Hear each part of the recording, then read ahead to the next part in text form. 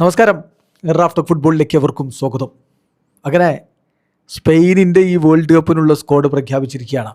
ഏറ്റവും ശ്രദ്ധേയമായ കാര്യം, റയൽ മാഡ്രിഡിൽ നിന്ന് ഒരൊറ്റ താരത്തെ പോലും അവരുടെ കോച്ച് ലൂയിസ് ഡി ലാഫ്യൂവിൻ്റെ സ്ക്വാഡിലേക്ക് എടുത്തിട്ടില്ല. അത് നമുക്ക് സ്പെയിനിൻ്റെ 26 അംഗ സ്ക്വാഡ് നോക്കാം.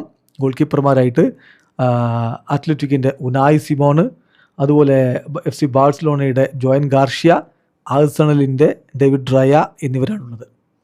മറ്റു താരങ്ങൾ നോക്കാം. ടോട്ടനാമിൻ്റെ പെഡ്രോ പോറോ, അത്ലറ്റിക്കോ മാഡ്രിഡിൻ്റെ മാർക്കോസ് ലോറൻറ്റെ, അത്ലറ്റിക്കിൻ്റെ ലാപ്പോർട്ടെ, FC ബാഴ്സലോണയുടെ കുബാർസി, അത്ലറ്റിക്കോ മാഡ്രിഡിൻ്റെ മാർക്ക് പുബിൽ, FC ബാഴ്സലോണയുടെ എറിക് ഗാർഷ്യ, ചെൽസിയുടെ കുക്കറയ, ബയർ ലെവർക്യൂസൻ്റെ ഗ്രിമാൽഡോ, ഒസാസുനയുടെ വിക്ടർ മുനോസ്, മാഞ്ചസ്റ്റർ സിറ്റിയുടെ റോഡ്രി, ആഴ്സണലിൻ്റെ സുബിമെൻഡി, ബാഴ്സലോണയുടെ പെഡ്രി, PSG ഫാബിയൻ, ആഴ്സണലിൻ്റെ മൈക്കൽ മെറീനോ, പിന്നെ ക്രിസ്റ്റൽ പാലസിൻ്റെ യെർമി പിനോ, FC ബാഴ്സലോണയുടെ ഡാനി ഓൾമോ, ബാഴ്സലോണയുടെ ഗാവി, അത്ലറ്റിക്കിൻ്റെ നിക്കോ വില്യംസ്, ബാഴ്സലോണയുടെ ലാമിനെ യമാൽ, റയൽ സോസിഡാഡിൻ്റെ മൈക്കൽ ഒയർസബാൽ, സെൽറ്റയുടെ ബോർഹ ഇഗ്ലേസിയസ്, ബാഴ്സലോണയുടെ ഫെറാൻ ടോറസ്, അത്ലറ്റിക്കോ മാഡ്രിഡിൻ്റെ അലക്സ് ബെയ്ന